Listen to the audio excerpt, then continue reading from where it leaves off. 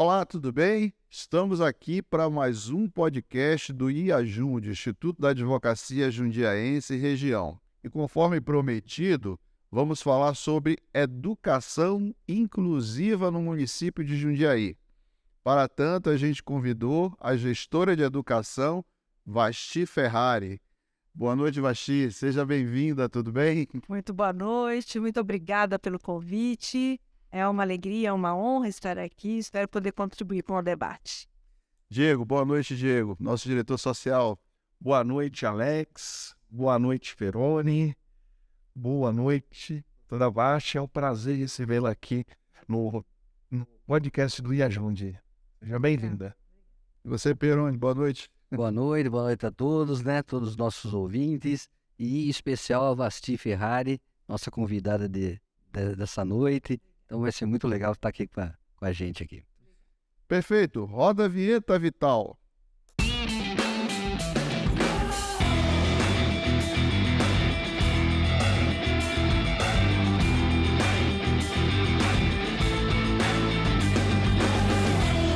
É isso aí, voltamos com o podcast do IAJUND e vamos falar um pouco sobre educação inclusiva. Tema importantíssimo para você da cidade de Jundiaí, para você pai, mãe, principalmente voltado para as crianças, pessoas com deficiências e necessidades especiais. Para tanto, a gente trouxe aqui para dar início à abordagem desse tema importantíssimo, a gestora de educação, Vasti Ferrari. Falar um pouquinho aqui do currículo da Vasti, antes de passar a palavra para ela. Vasti Ferrari Marques, gestora de educação de Jundiaí desde outubro de 2017, experiência na docência e gestão de escolas da rede municipal, onde trabalhou por 36 anos como funcionária pública. Bom tempo, hein? Foi diretora do Departamento de Ensino Fundamental da Prefeitura de Jundiaí de 2009 a 2012. É licenciada em Pedagogia pela Anchieta, com especialização em Geografia pela USP. Pós-graduada em Metodologias de Ensino e Filosofia pelas faculdades Clarentianas, em Batatais, São Paulo. Mestra pela Unicamp, Campinas, na linha de Pesquisa Política, Planejamento, Gestão e Avaliação. Por fim, demorou um pouquinho. Grande, hein? Vasti, para iniciar o bate-papo, dá o que é o conceito de educação inclusiva para a gente. Educação inclusiva, ela é um conceito importantíssimo no nosso país, hoje no mundo, na verdade.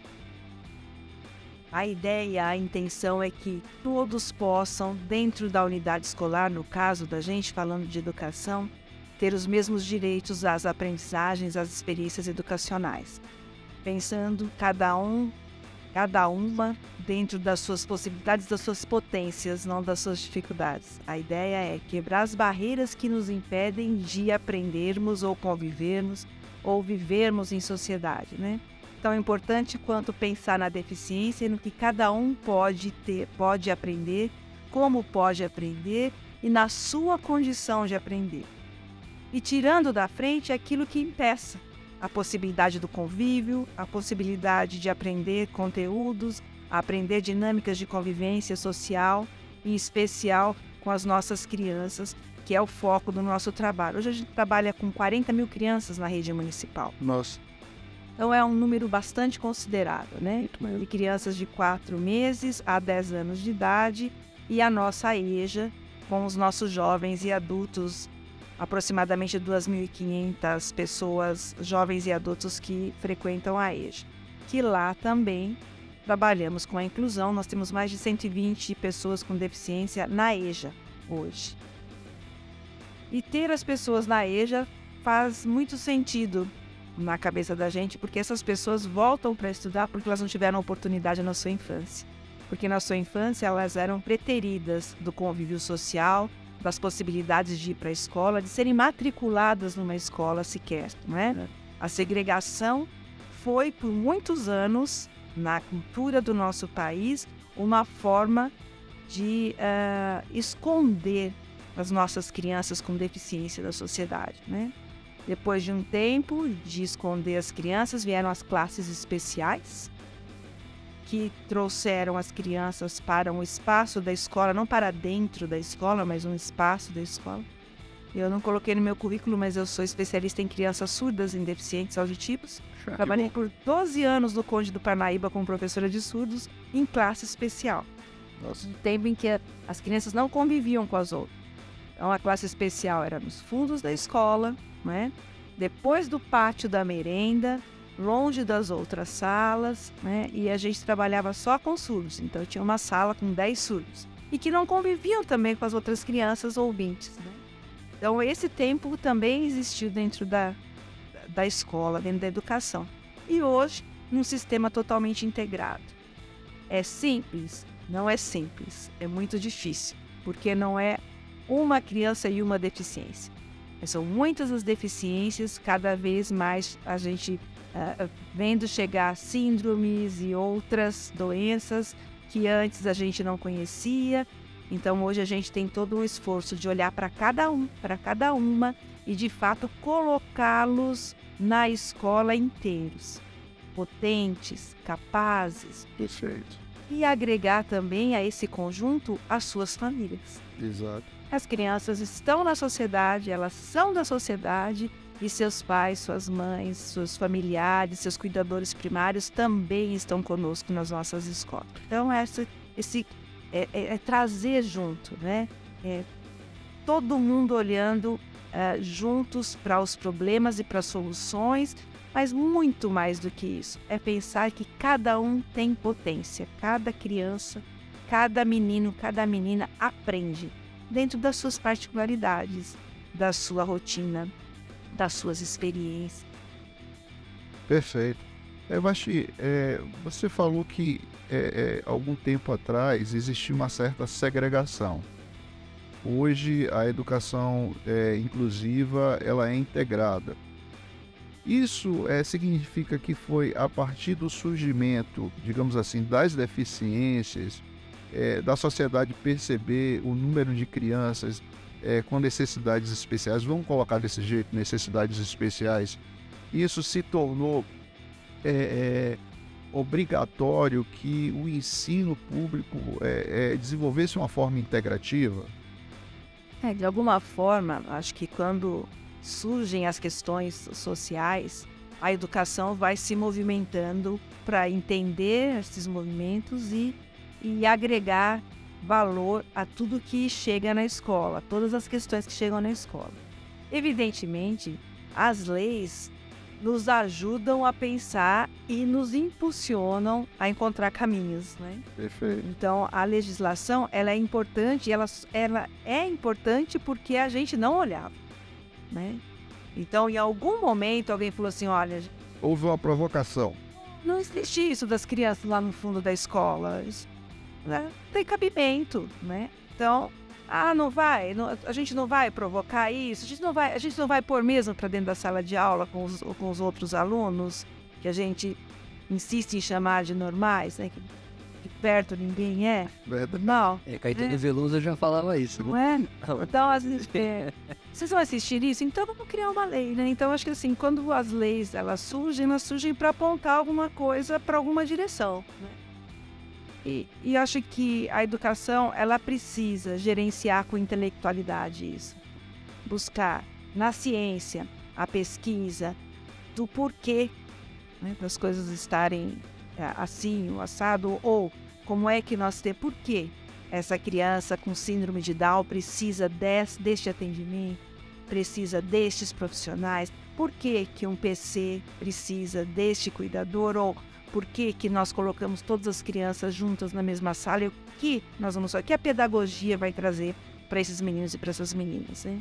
E se tem uma coisa que a gente aprendeu, a duras penas, é que todos têm o mesmo direito.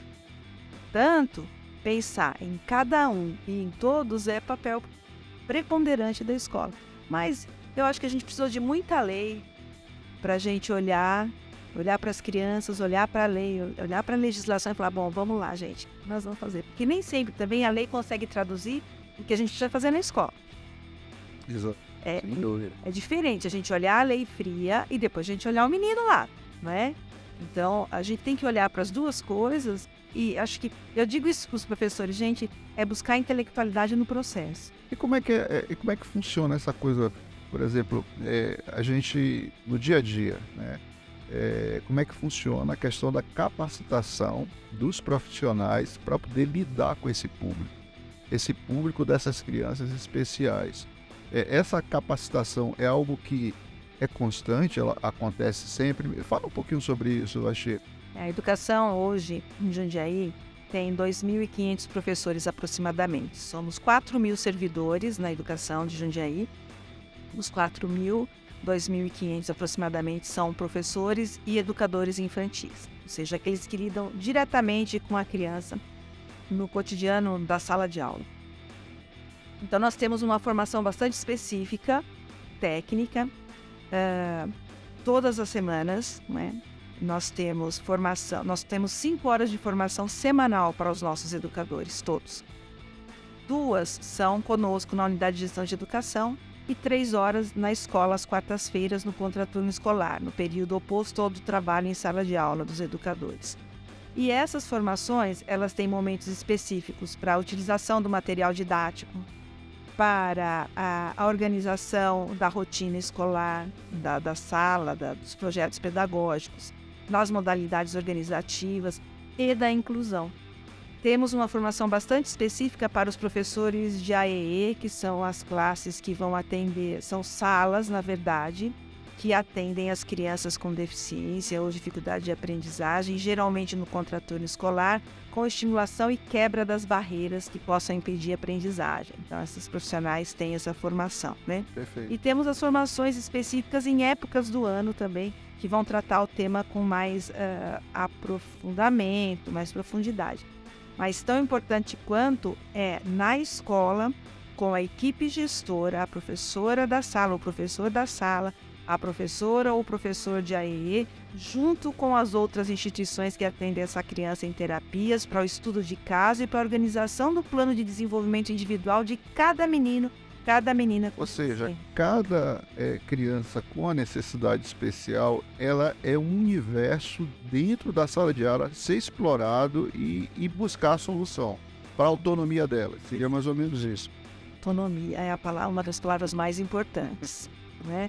Porque o que acontece com a gente hoje, né? A gente volta lá para a lei, muitas vezes a família entende que na lei está escrito: meu filho tem direito a um professor com ele, só para ele. Colado ali do lado. Né?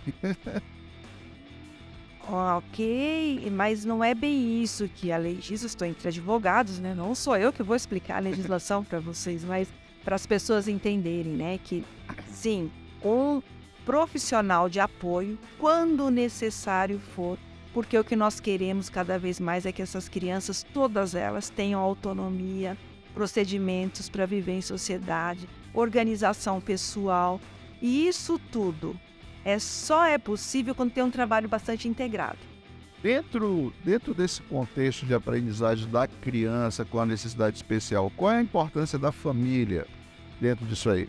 A família é muito importante, né? Na verdade, todo o conceito de inclusão, ele faz com que a gente pense em todas as pessoas que convivem com essa criança, com esse menino, com essa menina. E a família, o cuidador primário, é aquele que vai dar dicas, vai dar pistas também para a escola, não é? Olha, às vezes quando ouve esse som se irrita, ou às vezes quando está contrariado, está nervoso, tem essa reação. Ou, às vezes, está no mundo da lua, se você faz tal sinal, ele te olha, né? Então, a gente vai criando mecanismos também de entender como essa criança convive na sua casa, quais as relações dela com os adultos da sua casa e com as crianças, os irmãos, enfim, da família, e como na escola isso pode ser trazido como elemento de convivência e também de organização da rotina. Ou seja, a professora que está na sala de aula, e o demais, o corpo da escola, ele tem que ter um pouco de envolvimento com os pais para poder identificar essas necessidades, correto? Tem que ter muito envolvimento, né? Então, o envolvimento começa na hora da matrícula escolar. em que os Ponto importante. Vamos pensar o seguinte, eu sou pai de uma criança com necessidade especial, eu vou lá, vou fazer a matrícula. Como é que se dá o primeiro contato? Como é que isso acontece? Geralmente, a família vai buscar a secretaria da escola, né?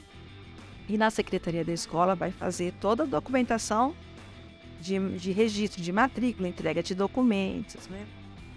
Geralmente, a família pede para conversar com a diretora da escola ou com a coordenadora para contar, né? Meu filho tem um laudo dessa ou daquela natureza. Não precisa ser uma criança com deficiência. Uma criança tem diabetes.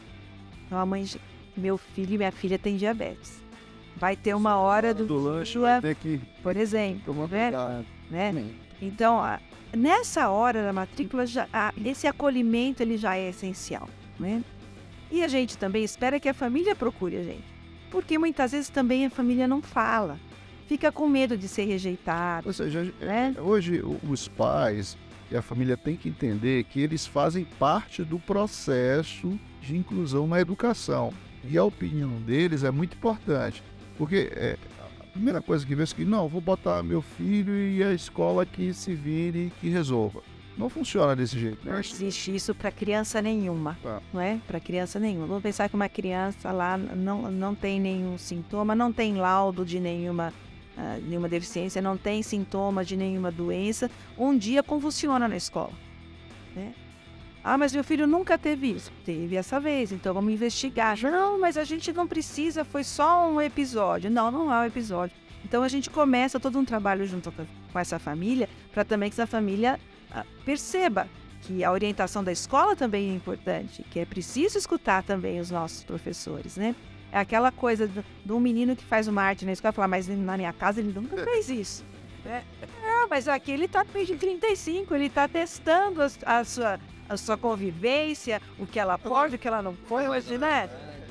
Ué. Mas Você tocou num ponto importante. Como lidar com esse tipo de conflito? Por exemplo, dentro do ambiente escolar, a criança ela tem esse comportamento que, segundo os pais, no ambiente doméstico não tem. geralmente o pai protege um pouco mais, né? Esse é o problema também. Como é que a escola comunica isso para... Primeiro que, de fato, pode ser que ele não faça mesmo. Porque ele está num outro ambiente, ele está num outro grupo social. Então pode ser que em casa a família não permita que ele fale palavrão, mas ele escutou um amiguinho falar, ele vai testar, ele vai ver o que será que acontece se eu fizer isso ou se eu falar aquilo, né? Ele vai testar as possibilidades dele e isso pra gente faz parte do processo de desenvolvimento do ser humano. É como a gente na adolescência que vai testar também o nosso limite de andar pela cidade, de andar de transporte público, de ir ao cinema com os meus amigos, enfim, né? Então, quando as crianças são pequenas, elas também vão para a escola e elas vão testar o seu limite. A questão maior é como é que nós, adultos, lidamos com isso, né? Sim. E como é que nós podemos dizer para a família, sem ofender a família, e a família compreender que essa criança está num outro grupo social e que ela também está desenvolvendo as suas potencialidades, o seu jeito de ser, a sua independência, a sua autonomia, né? O seu conhecimento. Sim. Então, acho que essa relação família-escola, quanto mais aproximada ela for, tanto melhor é o jeito da gente resolver as coisas. E a gente tem que entender que os filhos da gente vão testar os limites deles também em outros lugares que não na casa da gente, né? A gente que tem filhos Diferente, né? Do ser humano. é natural. Mas a questão essencial é mesmo como é que a família se envolve, né? Como tem essa escuta, como ela consegue ter essa escuta para o que o profissional está dizendo para ela e como o profissional entende também o que a família está dizendo, né? Porque ela pode dizer, não, meu filho não faz isso, ou ela pode dizer, eu acho que ele não faria, ou ela pode dizer, nunca meu filho faria uma coisa dessa, né? Então a gente pensa, em que nível nós estamos protegendo essa criança, nós estamos entendendo que ela está... Ou será que às vezes a escola quer dizer também, essa criança está ouvindo adultos falando coisas que não precisam ser ditas perto dela. Entendi.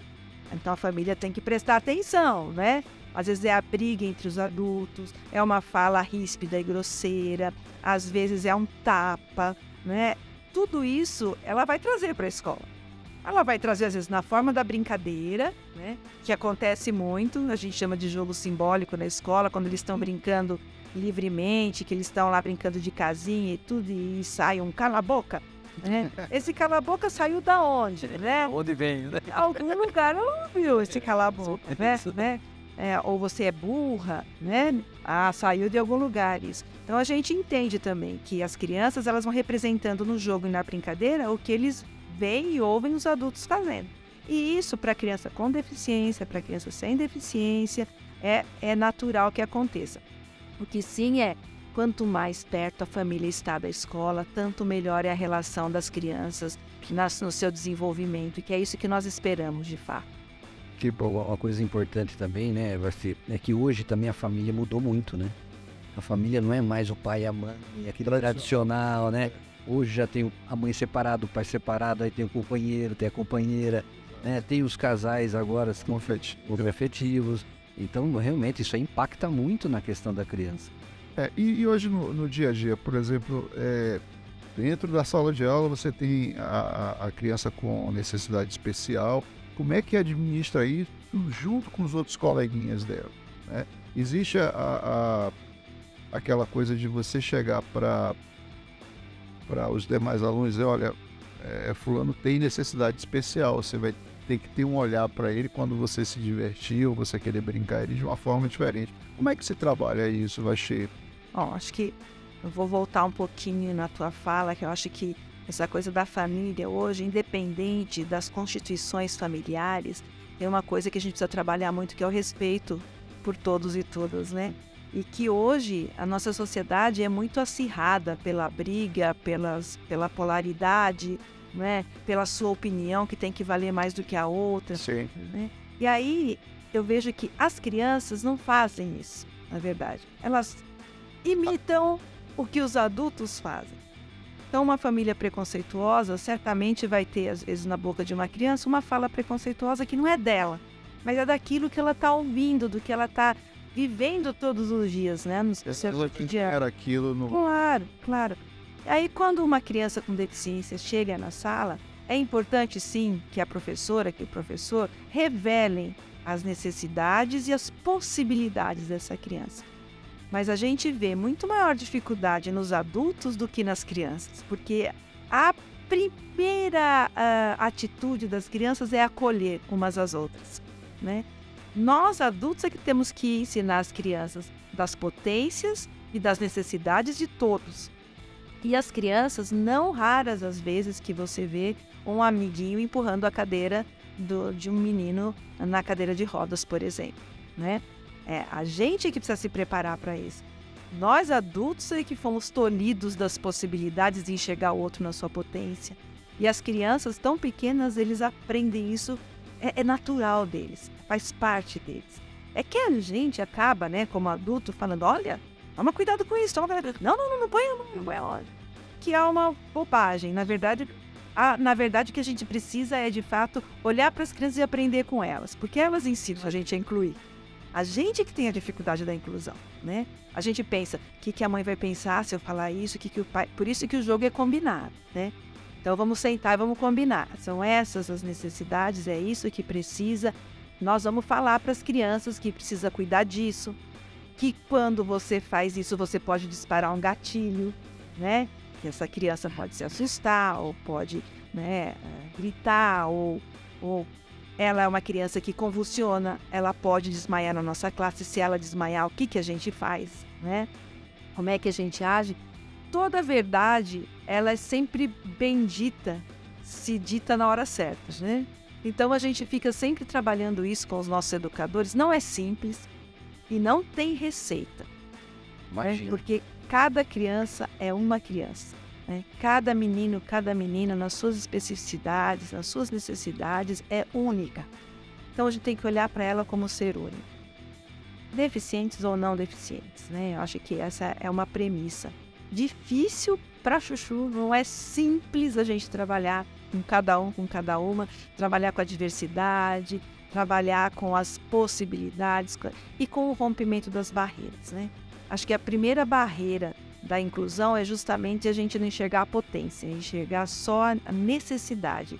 o que não funciona do jeito que a gente estava acostumado a ver. Essa é a barreira, a grande barreira. As crianças não têm essa barreira. Então, trabalhamos muito com os nossos diretores de escola para que eles entendam isso. Porque é o diretor de escola que vai fazer a primeira acolhida. É ele que vai chamar o pai e a mãe. É para ele que o pai e a mãe vão contar o que está acontecendo, né? E acho que essa é a primeira parte. Eu acho que é uma história de capítulos longos e tem que ter muita paciência. Paciência com a gente mesmo. Tem. Eu comentei uma coisa contigo, falei uma palavra e você disse, ó, essa palavra é importante, autonomia. Né? Às vezes quando o pai coloca uma criança especial na escola, ele tem algumas ansiedades. Eu quero que meu filho aprenda a escrever o nome logo, eu quero que ele aprenda a ler. Às vezes, o que você tem que desenvolver nele, primeiramente, se eu estiver errado, você me corrija, Vasti, algumas autonomias para o dia a dia da sua vida diária. Como é que a escola administra isso junto com os pais que querem já ver seu filho escrever, já fazer conta? Como funciona isso aí? Toda criança que vai para a escola, a primeira coisa que o pai e a mãe falam para a criança, agora você vai aprender a escrever, né? Isso. E nem sempre é o que toda criança precisa. As atividades de vida diária são essenciais para as crianças com deficiência. Elas precisam de rotina, elas precisam saber entender que ela tem a hora de lavar as mãos, tem a hora de lanchar, tem a hora de escovar os dentes, tem a hora da brincadeira, do jogo, né? E isso é tão importante quanto aprender a ler e escrever. Talvez algumas crianças nem aprendam a ler e escrever convencionalmente, como a gente está acostumado, né? Talvez ela tenha outras formas de ler e escrever que não a convencional, né? Que nós acreditamos ser a convencional. Mas o mais importante é que ela aprenda a conviver, que ela aprenda a ser dentro do grupo uma pessoa importante, né? Uma criança querida, que ela esperada por todos. Que ela se sinta funcional. Funcional, que ela seja parte do grupo. Ela é parte da turma, não é? Por isso que a gente sempre tem que pensar muito bem quando a gente vai pôr um adulto coladinho, grudadinho nela, né? Só para ela, né? Porque nós queremos que ela seja esse ser humano funcional, não é? Quer dizer, que quando na adolescência ele possa sair com seus amigos, que ele possa ir ao cinema, que ele vá dar uma volta na cidade, né? Que vá comer uma pizza esporadicamente, enfim, sei lá, o que ele queira fazer. Mas a gente tem que dar esse suporte para ele. E quando dá esse suporte? Quando ele começa a conviver com os outros na escola, né? A escola é o primeiro ambiente social que ele vai experimentar e manifestar quem ele é fora a sua família, né? E é ali que ele aprende a ser esse ser social, que respeita o outro, que fala bom dia, né? Coisa mais horrorosa, a gente passar na calçada, você passa do lado de uma pessoa, do elevador. Elevador é a coisa mais constrangedora, né? E as pessoas não cumprimentam, não falam bom dia. É assim. Né? Então, O pior é pedir orientação jurídica sem falar. Sem falar bom dia. No elevador, que bom que eu te vi, doutor. Eu falei, tá. Mas não falo bom dia, mas eu estou com problema. Sim, direto. Mas é normal, né? Ser humano é complicado. Mas a gente estava falando, né, eu também tenho dificuldade, talvez a psicologia explique isso melhor, eu não sou do ramo da psicologia, não sei. Mas a criança parece que ela é desprovida de crenças, né? Parece que com o tempo vai se explorando ou vai se criando algumas crenças que incluem nós adultos. E depois a gente só fica preso naquelas crenças e a gente quer impor aquilo para o resto das nossas vidas ou para as pessoas que estão à nossa volta. Né? Que nem você falou, é difícil a família, você tá com o pai e a mãe ali, e o pai e a mãe querem, né, botar essa expectativa e querer que, ele tem que falar, ele tem que escrever.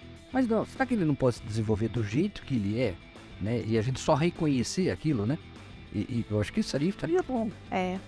Porque... Mas é difícil, né? Mas a gente vê uma juventude, hoje eu tenho um filho jovem, né?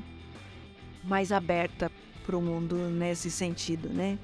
De respeitar a individualidade, de respeitar o outro naquilo que o outro pode oferecer, naquilo que eu estava... Aquilo que você estagiaria na sala de aula e se respeita essa evolução na questão... Sinto a evolução. Interessante, hein? Muito interessante. Eu acho que a gente passa por um ciclo de mudança dentro da sociedade, especialmente com os jovens universitários. A gente recebe muitos estudantes, estagiários, né?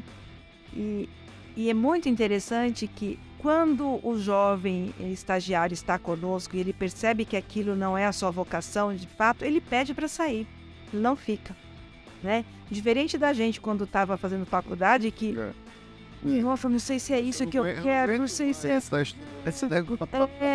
Eles não, eles têm uma coisa interessantíssima que pode revelar uma nova sociedade chegando aí, né? E a gente vê isso nos meninos e nas meninas, né? A gente percebe na hora da alimentação, por exemplo, um ajudando o outro, né? E a escola também, acho que os nossos trabalhos pedagógicos hoje, eles têm um jeito diferente de fazer as coisas, uma metodologia que vai proporcionar também muito isso, né? A gente chama de programa Escola Inovadora, um programa conceitual que nós temos. E aí, quando você falou da formação dos educadores, é um dos 3 eixos muito pontuais e firmes da Escola Inovadora, é de fato a formação dos educadores. Quando a gente fala também das ambiências, que é um dos eixos também da Escola Inovadora, a gente fala todo ambiente ensina, em todo lugar onde as crianças estão. Então a gente tira um pouco o foco da sala de aula, das carteiras enfileiradas e vai para outros ambientes. Então a gente pensa na alimentação escolar. Hoje as crianças fazem o autosserviço, eles se servem sozinhos, né? E ajudam os amigos que não conseguem se servir sozinhos. Então, a atividade extraclasse é muito importante nesse processo. Você fala aí da escola inovadora. Essencial. Então a gente tem uma horta orgânica, toda escola tem horta orgânica. Eles vão para a horta, eles cuidam da terra, eles preparam a terra, eles semeiam, eles regam todos os dias, eles colhem. E fazem uma receita com aquilo que eles escolheram. Que legal. Isso, se faz. Você participou disso? Olha lá, tá vendo? A gente faz isso com muita força nas escolas municipais, né? E isso incide muito sobre conteúdos escolares importantes, que a gente não faz mais copiando da lousa. Porque se eu copio da lousa, eu também tiro o direito daquele que não tem movimento e não consegue copiar. Mas a gente leva todo mundo para a terra, a gente leva todo mundo para o chão, e todo mundo vai mexer na terra e todo mundo vai colher juntos. Né? Então essa coisa do coletivo, ela entra muito forte no programa Escola Inovadora, né? E as possibilidades que a gente tem, uma criança que não fala, ela tem um intérprete de Libras, mas a turma vai aprender também. A gente comprou jogos de Libras para toda a rede municipal, para que todo mundo tivesse pelo menos as palavrinhas iniciais de convívio, né, de comunicação, de cumprimento. Oi, bom dia, boa tarde, tudo bem? Então, obrigado. Porque hoje, Também. se a gente está numa sociedade inclusiva, o surdo vai estar na sociedade, ele vai estar no banco, vai estar no cinema, ele vai estar em todos os lugares, no trabalho, e a gente tem que se comunicar com ele, né? É a mesma coisa com o cego, enfim, né? Como é que a gente faz isso na escola? Então a gente tem hoje uma diversidade de seres humanos dentro da escola, independentemente de serem deficientes ou não, que precisam aprender a viver numa sociedade criativa, potente, que sabe se expressar na sua possibilidade de expressão, que saiba conviver e respeitar o outro, né? Isso tudo só é possível porque a gente tem crianças formidáveis, né? E que conseguem olhar para o outro e trazer o outro para ele. A gente aprende com as crianças todos os dias essa lição, né? O programa Escola Inovadora tem essa capacidade de filtrar essa experiência, essa vivência, essa possibilidade de interação, trazer para a pedagogia isso de diferentes formas, como a gente falou da horta escolar, enfim, como tanto o inglês a partir dos 4 anos de idade, porque a gente precisa incluir essa criança também na segunda língua, na terceira língua, enfim, né? Libras, inglês, né? E saber escrever e ler direitinho pode ser uma coisa importantíssima, e a escola não pode negar isso, porque ela perde a sua essência, Claro. né? De ser a aprendizagem, de trazer a aprendizagem à tona o tempo todo, mas a gente fala muito, tirando a experiência do papel, tirando o conteúdo do livro, levando para a vida, né? Fazendo com que a experiência passe pelo corpo das crianças, né? Com as melhores experiências. Acho que essa é uma forma salutar da gente lidar com a inclusão. Tem uma outra situação, acho, que às vezes acontece. As famílias que têm filhos e essas famílias estão em situação de vulnerabilidade social. Como tratar essas crianças dentro do ambiente escolar, para que essa vulnerabilidade ela não venha prejudicar o dia a dia do desenvolvimento. Às vezes a criança fica com fome, por exemplo, né? A gente tem, primeiro que a escola, ela tem esse caráter de acolhimento muito intenso. Então acontece não só com a vulnerabilidade, mas às vezes com a família que relapsa, não dá café da manhã. Chega uma certa hora, essa criança já está, né? Às vezes ela chega na escola morrendo de fome e a gente oferece o café da manhã. Ela vai correndinho, a gente sabe a família que cuidou, a família que não cuidou. Às vezes vai cheirando xixi, porque não deu um banhinho de manhã antes de ir para a escola. E a escola tem esse cuidado de olhar para essas crianças. E não é só o professor que faz isso. A escola da gente é uma escola muito humana, né? Os nossos cozinheiros, eles recebem as crianças, eles sabem o que acontece na vida das crianças, às vezes mais do que a gente. Porque é na hora da comida, é na hora da refeição que eles contam para a cozinheira, para o cozinheiro o que aconteceu, né? Meu pai bateu na minha mãe ontem, minha mãe foi dormir. Ali não passa É um livro aberto, né? E a mesma coisa na hora de uma alimentação, né? Come mais um pouquinho. A gente sabe, né? A escola sabe lidar com isso. Mas, além disso, a gente tem um trabalho muito forte em plataformas também. Nós trabalhamos muito bem com desenvolvimento social, assistência e desenvolvimento social da cidade, com a saúde. Nós temos uma parceria muito intensa. Hoje nós temos um sistema que vai ser lançado agora pelo nosso prefeito, chamado Alertas da Infância, em que os 3 órgãos, tanto a saúde como a educação, como desenvolvimento social, têm um sistema em que os nossos alunos, nossos pacientes, as pessoas que são atendidas pela assistência estão no mesmo sistema. Em acontecendo dessa criança faltar do pediatra, não tomar vacina, ou está em situação de vulnerabilidade ou de risco social, ou está faltando da escola, aparece na nossa tela um alerta com aquela criança que ela não foi tomar vacina, ou que ela está com algum problema na sua casa, ou que ficou internada alguns dias. E entra o professor alguém para interferir, tentar... Exatamente. Então a gente tem todo um sistema hoje muito bem organizado, né, no sistema municipal, das plataformas, e que fazem com que a gente consiga hoje ter uma amarração muito interessante, pensando em cada criança e do seu problema e da sua necessidade. Não raras as vezes que a gente passa a mão no telefone e fala: olha, hoje atendi uma mãe aqui que está assim, assim, assim, você atende aí para mim, pode mandar, tem uma assistente social já esperando por ela no CRAS, né? Ou então, Tiago, da saúde, né? Olha, tô com uma criança aqui que chegou agora de outro lugar, não tomou vacina, tá sem carteirinha de vacinação, já manda para a unidade básica de saúde. Então a gente faz isso com muita frequência, né? Porque a gente pensa na criança da cidade de... Ou seja, funciona de forma interligada. Total. Ação, saúde e a parte social também. Urbanismo hoje, né? Muito forte o nosso trabalho com urbanismo, né? As infâncias são pensadas na cidade, né? Tanto é que nós somos hoje uma rede muito forte na cidade, conectada à Urban 95, que é da Fundação Bernard Van Leer, que pensa urbanismo da cidade, pensa a cidade para as crianças numa altura de 95 centímetros. Ou seja, uma coisa é você construir uma escola na sua, olhando, né? Então a lousa vai estar alta, o mural vai estar alto, os armários são altos, né? Outra coisa é você pensar numa criança de 95, o que ela está vendo com 95 centímetros, o que ela vê daqui? Ela vê o parque, ela vê o gramado, ela vê o jardim, ela vê a horta, né?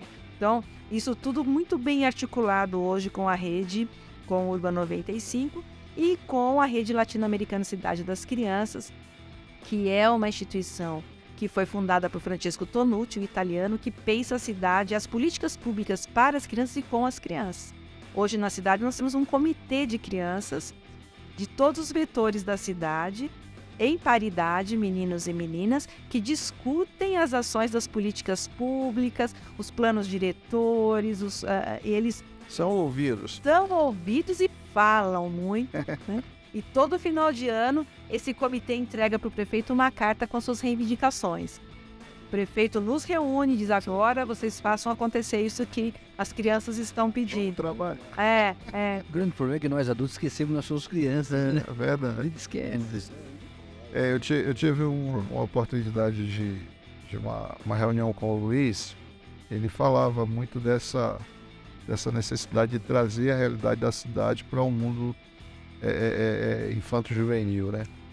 E o Estado participa em alguma coisa nisso ou é só Jundiaí que viu isso aí, que criou toda essa Essa é uma iniciativa de Jundiaí. Nós somos a primeira cidade brasileira, né, associada à Rede Latino-Americana Cidade das Crianças, e hoje somos a sede nacional da Rede Cidade das Crianças, né?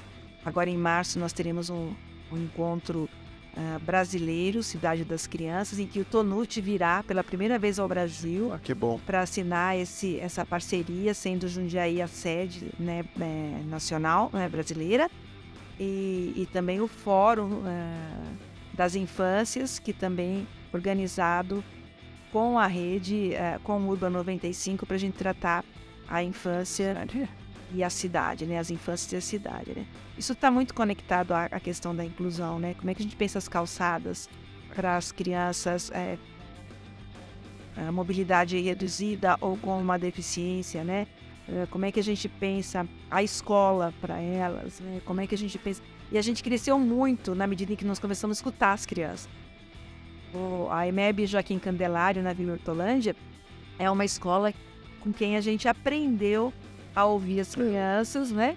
Há alguns anos, 2018, essa escola, com as fortes chuvas do início do ano, tinha rachaduras, tinha muitos problemas de estrutura, uma escola de 1960, e nós fomos à escola. Eu fui com o prefeito, com o Luiz Fernando, e a professora de cara olhou para ele e falou assim: olha, nem adianta você entrar aqui, porque todo prefeito entra e fala que vai reformar e não reforma nada, então eu não acredito mais em vocês. Aí ele falou: pois pode acreditar que eu vou fazer a escola. Aí eu fiquei desesperada, falei: ele prometeu, agora vamos correr. Eu vou ter que correr. E aí a gente pensou: não, vamos escutar primeiro as crianças. E aí a gente fez o conselho de crianças e as crianças foram contando o que eles achavam importante ter numa escola nova.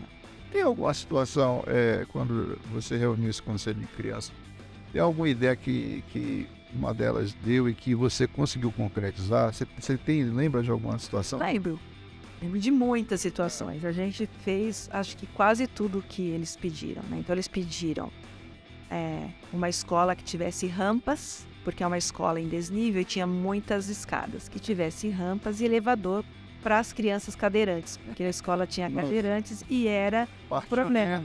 Deles, hein? Que bacana. Depois eles pediram também, eles queriam energia fotovoltaica. Tudo moderninho, né? Sustentabilidade, eles usavam a palavra sustentabilidade. E foi muito legal. E pediram uma horta orgânica. A orgânica? Que os meninos cadeirantes pudessem ficar na altura da horta.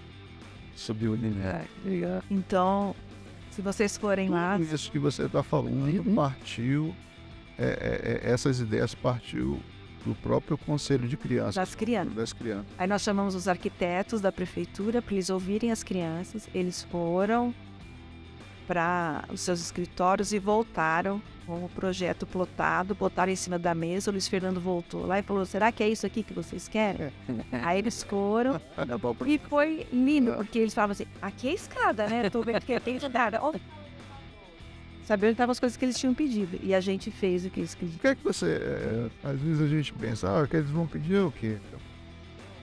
Não sei o que é brinquedo. Mas, no entanto, óbvio... Piscina, torneira... Surpreendeu, surpreendeu muito. A escola, ela de fato é o que as crianças pediram. A inauguração foi muito emocionante, porque a professora que disse: eu não acredito, foi homenageada nesse dia pelo prefeito, né?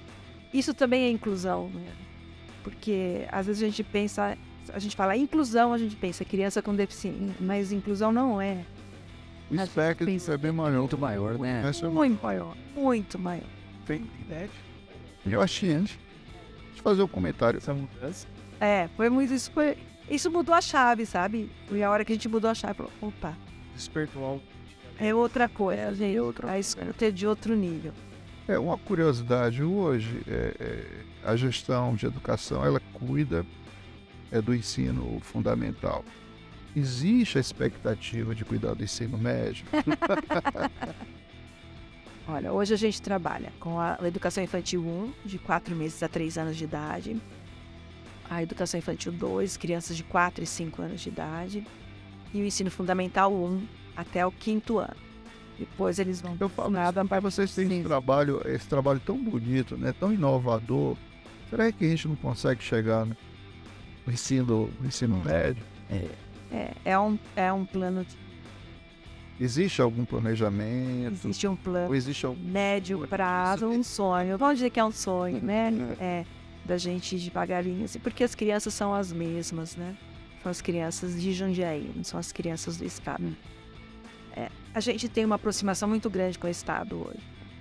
Muito grande. Então, nossas crianças dos 5º anos, quando elas vão para os 6º anos, a gente faz todo um trabalho muito bonito, muito intenso junto à escola estadual para onde eles vão. Então, eles visitam a escola estadual com a professora deles e aí são recebidos na escola pela coordenadora. As nossas crianças com deficiência. E em setembro nós começamos a fazer a aproximação dos pais com a escola estadual. Vamos juntos. Ou seja, simplesmente parou ali. Vocês continuam com essa integração. Nós continuamos a... Mesmo sendo escola estadual. É por isso que eu perguntei a questão do estado. São as crianças de Jundiaí. Então, e essa aproximação, ela se dá de forma muito interessante hoje. A gente consegue ter uma aproximação muito grande com as supervisoras, com a nossa diretora regional, que é a professora Valdete, uma pessoa engajada, pedagogicamente ativa, não é? Então, nós temos um trabalho muito bacana. Muito difícil a gente trazer tudo pra gente, né? Porque hoje são 40 mil alunos, são 105 escolas, não é? São 4 mil servidores, e isso tem todo um trabalho, não só de gestão de recursos humanos, como de recursos orçamentários, né? Então, isso, quando eu entrei na rede, não eram 300 educadores. Nós cabíamos todos na sala Glória Rocha. Hoje, né, não éramos 300, hoje nós somos 4 mil. Então, no Sala Glória Rocha antes, né? Não agora. Então a gente entende também que a gente tem o nosso limite orçamentário, nosso limite de planejamento, nosso limite de RH. E de alguma forma o Estado também tem as suas obrigações para com o município, né? Então talvez não a gente pensar, não, um dia todas as crianças vão ser da municipalidade. Mas quanto mais perto nós estivermos do Estado, tanto melhor é o desenvolvimento dos meninos e das meninas de Jundiaí. Perfeito. Continuidade. Como continuidade. Eu acho que isso é importante. E como é que a gente consegue a continuidade? É fazendo aproximações, né? Hoje a nossa aproximação é muito grande e tem sido uma experiência muito importante. Legal. Ô Baixinho, eu queria que você falasse um pouco o que a população jundiaiense, os pais e as mães das crianças espera para 2023 na área de educação. O que é que vai acontecer? Nosso trabalho aqui é um trabalho de continuidade do ano de 2021, quando o nosso prefeito foi eleito, né? Então nós entramos em 2017, 2018, 2019, 2020. O prefeito foi reeleito com 70% dos votos da população. Acho que isso é um feito, né? Indicativo. Feito. Indicativo, satisfatório. Quando nós voltamos 22, 23, 21, 22, 23 e 24, nós fizemos uma programação de 4 anos, né? E uma programação que pensava, um planejamento que pensava as crianças da cidade de Jundiaí alfabetizadas, não é? Lendo e escrevendo direitinho, falando inglês, né? Dentro das possibilidades da faixa etária dela. A gente não espera, nós não estamos querendo aqui uma criança poliglota aos 10 anos de idade, mas que ela tenha a sonoridade da língua, que ela tenha possibilidades de formar frases e conversar num diálogo simples. Hoje nós temos turmas fazendo intercâmbio com outras cidades americanas e conversando em inglês com as crianças. Isso para a gente é um feito, é importante, a gente sabe que isso garante algumas questões no desenvolvimento da sua adolescência e para a sua vida profissional importantes, né? Então a gente tem um trabalho muito intenso com a língua inglesa. A gente tem usado muito as tecnologias e vai continuar fazendo isso em favor das aprendizagens, não a tecnologia pela tecnologia, mas a tecnologia para pensar a programação, para pensar a leitura e a escrita, para pensar a inclusão das crianças que não têm a condição motora, mas que com o computador conseguem escrever. Então é associar tecnologia, natureza, porque a gente acredita que uma criança afastada da natureza tem problemas de convivência, tem problemas de interação com a sociedade. Então a gente acredita que o pé no chão, a brincadeira com a água, a escalada na árvore, a horta orgânica, são elementos essenciais para que essa criança se fortaleça como indivíduo, né, e na coletividade. Então, a grande maioria das nossas escolas hoje tem paredes de escalada, tem corda na árvore para subir, na escola pode subir na árvore, pode pisar na grama, né? Pode brincar com terra, pode se sujar, e isso não só o pequenininho, mas o menino de 10 anos também, né? Acho que a gente tem muito presente nas nossas vidas essa relação do digital e do natural na vida do menino, da menina, para o seu desenvolvimento como ser humano, né? E, evidentemente, a gente olha para isso e sabe que isso vai fazer diferença na sua adolescência, na sua juventude, né? Certeza. Perfeito. Pieroni, você quer... Muito bom, nossa, eu tô impressionado até com o trabalho do município, porque eu sabia bem pouquinho a respeito disso, confesso. Mas olha, Confesso minha ignorância. a visitarem o trabalho, as pessoas às vezes falam para mim, eu só falo é apaixonada. É lógico que é apaixonada, é o que eu escolhi fazer na minha vida como profissional e porque eu acredito na potência do ser humano. Eu acho que a escola é o lugar da transformação, né? Se há de se transformar alguma coisa nessa sociedade, ela vai começar pela educação e pela escola, não tenho a menor dúvida. E como é que é a sua equipe, Vasti? Você com a equipe? A minha equipe me conhece pelos olhos. Já estão comigo há 6 para 7 anos, né? É uma equipe escolhida todinha da rede municipal. Os meus diretores de departamento, os meus adjuntos, são 2 adjuntos, né? A professora Tânia, que é adjunta educacional, o professor Mário, que é institucional, minha equipe de gabinete, todos são professores. Foi sua professora que foi? Gurgel. Gel. Olha, pronto. Olha lá. A Ed. Olha lá. Vendo? A gente não esquece. O nome de professor a gente não esquece. Então é uma equipe muito engajada, muito forte, muito engajada, que está com todos os dias, né? Meu apoio. Eu não tenho, assim... a gente tem um pessoal aí que quer falar alguma coisa sobre você, tá? Escuta. Tá. Tem uns depoimentos aí. Solta aí, Kiko. Falar de Vasti. Difícil, muito difícil. Uma profissional querida, inspiradora, que traz e sempre trouxe para a nossa rede muitas contribuições, tanto intelectual quanto pessoa humana. Vasti é aquela professora, diretora, gestora que sempre coloca a mão na massa, ensina a gente a fazer fazendo. Então sempre foi muito bom e é muito bom trabalhar com a Vasti. A Vasti é aquele diretor que inspira, é aquele gestor que nos orienta sempre a essa educação inovadora.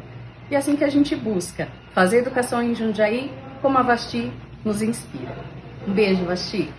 Olá, Vasti. Que bom falar com você nesse momento. Nós fomos colegas como diretoras, hoje você como nossa gestora, sempre sendo parceira em todo momento. Agradeço a confiança no nosso trabalho, trazendo sempre melhorias para a escola. Podemos sempre contar com você. Um grande beijo, Vasti. Eu sou a professora Rosana Biotto, sou professora aqui da Escola Armanda Santina Polente. Esses são os meus alunos. São alunos do 4º ano B. Eu já sou professora há muito tempo estou na rede. E eu queria compartilhar um momento que eu nem sei se a Vasti se lembra. Eu sou professora esse ano eu completo 34 anos. 28 só aqui da Escola Armanda. Mas no comecinho da minha carreira, eu trabalhei no Conde do Parnaíba, que fica na região central, e, se eu não me engano, eu trabalhei com a professora Vasti. Hoje ela é a nossa gestora de educação, realiza um trabalho maravilhoso, parceria com as diretoras, com as professoras, sempre tentando incluir todos os alunos, todos os meninos e meninas, como ela mesma fala com todo carinho. E eu tive a oportunidade de trabalhar com ela muito tempo atrás, lá no comecinho da minha carreira, acho que em 88, 89, 90, não me lembro a data. E é bom a gente não falar datas, né?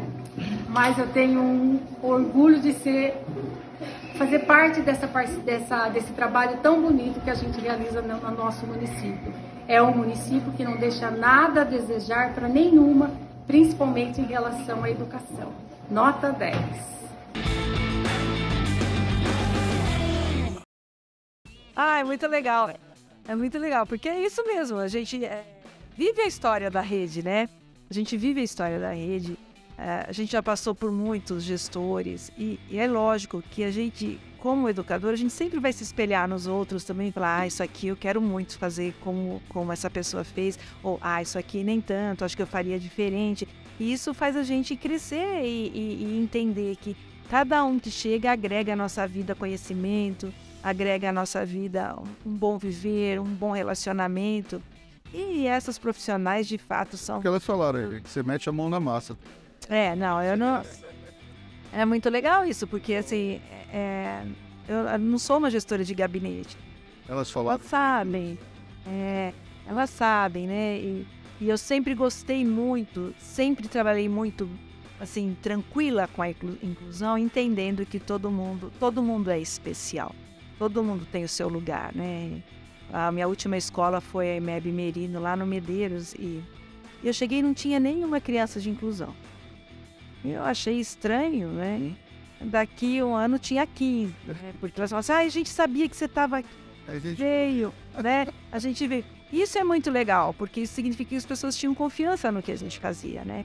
E é isso que eu também tento trabalhar com os meus colegas, com as minhas colegas, né? Esse grande grupo, né? Que a gente tem que se envolver. Não dá para você assinar do gabinete e deixar as coisas acontecerem e achar que está tudo bem. A gente tem muitos problemas, lógico, quanto mais gente, quanto mais espaços, quanto mais edifícios, mais difícil é administrar tudo isso. Mas a experiência, eles sabem que a gente é da rede, né? Elas sabem, todo mundo sabe que a gente é da rede, que a gente não é do gabinete e que a gente vai junto e que a gente tenta resolver. Às vezes não consegue resolver na hora, não também é resposta, né? A gente fala, isso eu não consigo fazer, isso eu não dou conta, agora não, né? Mas a gente está sempre perto, né? Eu acho que isso que fortalece também o time, porque o dia a dia da escola não é fácil, a rotina da escola é difícil, as pessoas estão intolerantes, né? Então a gente precisa ajudar e fortalecer a escola para que ela faça o seu papel, para que ela cumpra o seu papel na sociedade. Perfeito. Bem legal, obrigada. O tempo tá chegando. Vamos fazer um bate-bola. Isso é importante. Só saber conhecer o gosto da Vasti, né? A gente falou sobre educação inclusiva, mas vamos falar da pessoa que cuida da educação inclusiva. Vasti, fazer um bate-bola com você. Um livro. Acho que um livro eu vou falar do que eu tô lendo agora, porque eu gosto muito de ler, né? A gente tem em casa... Livro eu não dou para ninguém, nem empresto, né? Porque... a gente tem uma biblioteca em casa, meu marido gosta muito de ler, meu filho também, enfim, né, a gente gosta de ler bastante. Mas no início desse ano letivo nós trouxemos um educador chamado Antônio Novoa, um português, que fala muito da relevância do papel da escola para a formação de uma sociedade melhor, mais humana, com equidade, né, direitos, enfim, para as crianças. E ele leu um texto muito lindo de um livro do Jorge Luiz Borges, que já no alto da sua idade, já com uma cegueira, resolve viajar com a sua esposa para conhecer o mundo, né? E ele faz uma citação e eu fiquei muito encantada, né? E aí cheguei em casa, o meu marido já comprou de presente para mim. Então, chama-se Atlas, do Jorge Luiz Borges. Ele faz um relato de 15 linhas no máximo sobre cada país que ele visitou, né? E aí, Atlas de Jorge Luiz Borges. sensacional, vale a pena, porque é uma leitura para a noite, é filosófico, mas é muito tocante, né? Ele fala um pouquinho que ele foi visitar o Saara, né? Daí que lá pelas tantas ele se abaixou, pegou um punhadinho de areia do Saara, já sem enxergar aquela belezura toda do deserto, e jogou um pouco mais para frente, escutou a areia cair no chão, e ele falou: hoje eu mudei um pouquinho o deserto do Saara. A vida da gente é isso, né? Toda hora a gente tira a areia daqui, põe pra lá e muda uma coisinha, muda outra, muda um lugar, muda as pessoas. Verdade. Então, essa é a minha indicação literária. Bacana. Agora vamos lá, um filme.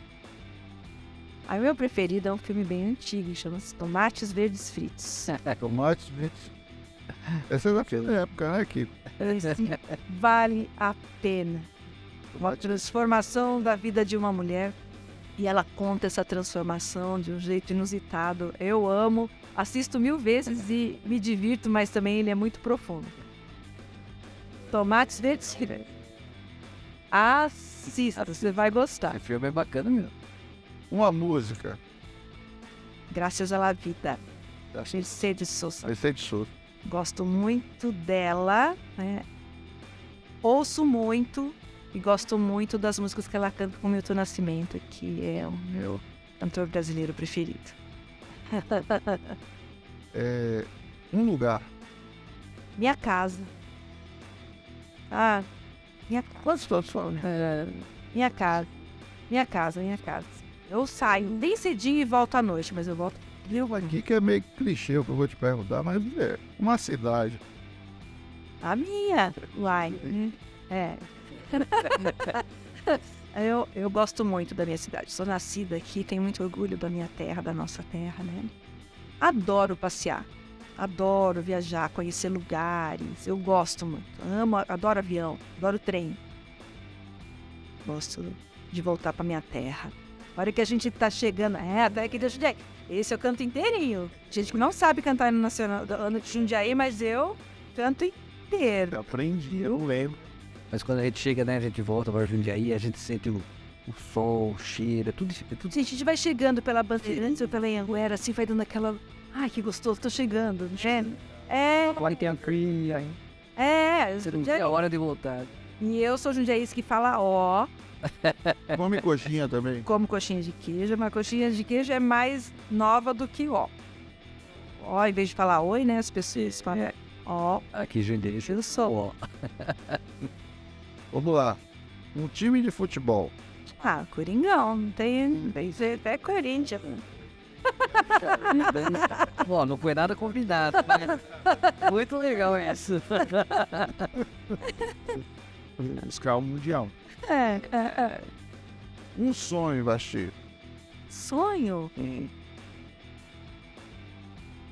Nossa, um sonho? O sonho é que a família da gente viva feliz, né? Onde ela estiver. Meus filhos, né? Meu filho e minha enteada, né? O meu sonho é que eles sejam felizes, independentes, e que eles conquistem as coisas que eles quiserem, né? Se eles estiverem felizes, tenho certeza que meu marido e eu estaremos também. A felicidade deles é a sua, né? Vendo minhas netas. Isso é legal. Uma inspiração. Rubem Alves. Rubem. Rubem Alves é uma inspiração para minha vida pessoal e para minha vida profissional. O primeiro texto que o professor... Minha primeira aula na Faculdade de Pedagogia, meu primeiro curso, o professor de Sociologia, o professor Arnaldo, entrou na sala e falou: vou ler para vocês um texto. Ele lê um texto do Rubem Alves, né? Entre Urubus e Pintacilgos, chama esse texto. Eu fiquei, onde ele vai chegar com isso? Muitos anos depois eu tive o privilégio, a honra de conviver com o Rubem Alves, né? Ele é uma grande inspiração para mim na pedagogia, com as suas provocações, com as suas inquietações, assim, e na minha vida pessoal. Foi uma pessoa genial, um poeta genial, um educador genial. Fez muita diferença. Todo gênio tem uma inquietação, né? Genial. Ele é incrível, né? um valor? A sinceridade, a honestidade. Isso para mim é um valor. Ser autêntico, né? Falar olhando no olho, ser a verdade, para mim é muito importante. Eu levo a sério isso. Uma palavra que define Vasti. Uma palavra ou uma frase?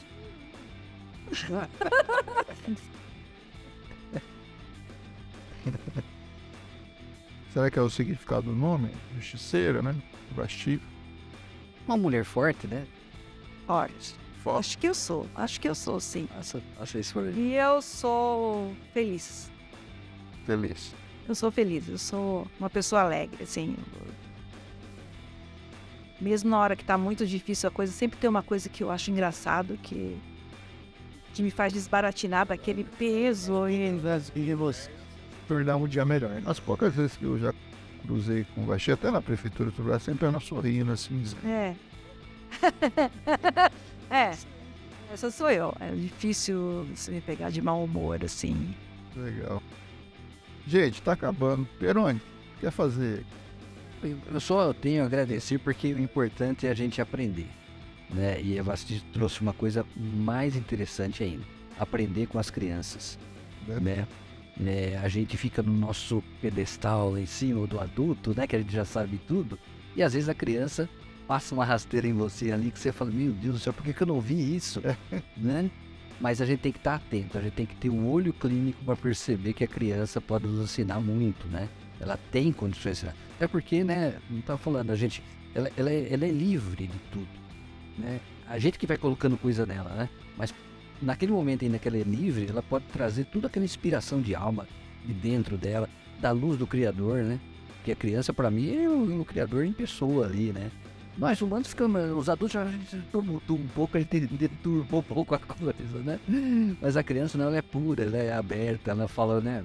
Ela tá no coração, ela fala, né? Então isso é bacana, né? Deve ser muito gratificante a sua profissão, o seu contato que você tem. Eu vejo bastante. Porque nós, advogados, tratamos mais com adultos, né? Então é a coisa um pouquinho mais pesada. É verdade. Mas faz parte da vida também, né? Mas um grande prazer ver o Vasti te conhecer, saber que de você ter aceito também o convite aqui para vir e Ajunde, né? Para nós é uma questão de prestação de serviço também, de mostrar a comunidade. Até outro dia nós recebemos uma crítica, entre aspas, né? Falando, o que isso tem a ver com a advocacia? Né? Não no seu assunto, mas de outros assuntos que nós trazemos aqui. E eu falei assim, olha, eu não sei nem se eu devo responder, né? Tanto que nem respondi mesmo. Eu acho que o silêncio fala mais, né? Que qualquer outra coisa, né? Mas é por causa disso mesmo, nós somos um ser integrado. Né? A gente precisa de... Eu estou placa foi te falar aí, que às vezes nós não vemos identificar uma vulnerabilidade de uma criança, as três áreas de gestão lá da prefeitura se reúnem e sinaliza. Então a integração, o selecionar, exatamente o direito está é um ramo que ele precisa se expandir, ver o que está sendo feito dentro da comunidade, passar isso para o cidadão jundiaense, saber o que é que se faz a título de educação inclusiva na cidade. E se tiver uma dúvida, já sabe quem é a Vasti, procura. Pode me procurar. Pode me segurar mesmo. Isso tem. E na questão do direito, né, só complementando, Alex, a gente, assim, nós somos, né, eu falo que nós somos, não sei se somos, né, mas falo que somos, né, que nós somos a voz da sociedade. Então, para ser a voz da sociedade, a gente tem que aprender muita coisa e a gente pode transmitir, né? Não. Mas legal, muito bom. Obrigada. Tiagão, e aí? Então, você Vasti, obrigado por ter aceitado o convite. Realmente, o seu conhecimento, assim, acabou tem emoções, porque realmente a criança, ela precisa ser incluída.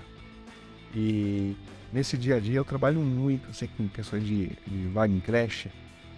E eu falo tanto para os pais, é importante a criança estar inserida nesse contexto.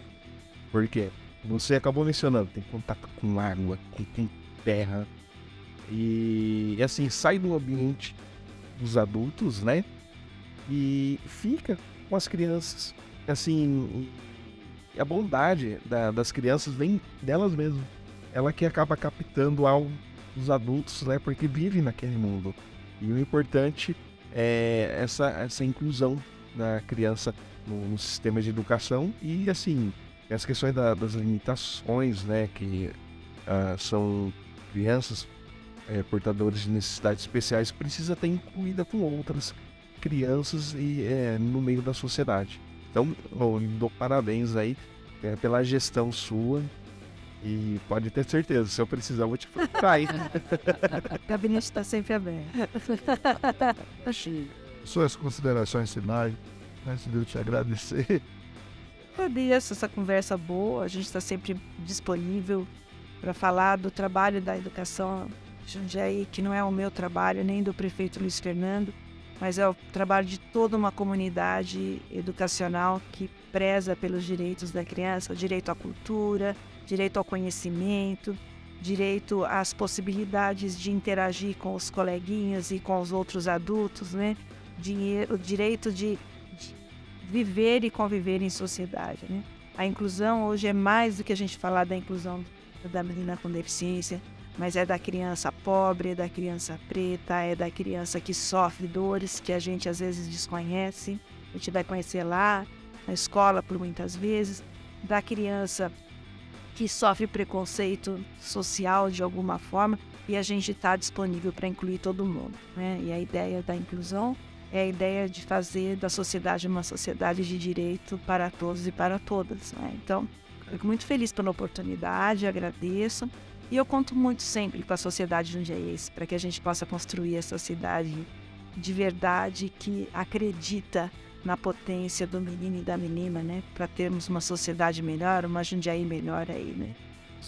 Perfeito. Nada. Obrigado mais uma vez por ter aceitado o convite da gente. É isso aí, pessoal. Vocês ficaram sabendo um pouco sobre a educação inclusiva com a Vasti Ferrari. Peço a todos que compartilhem, curtam, se inscrevam no canal para assistir os nossos próximos podcasts. Forte abraço e até o nosso próximo encontro.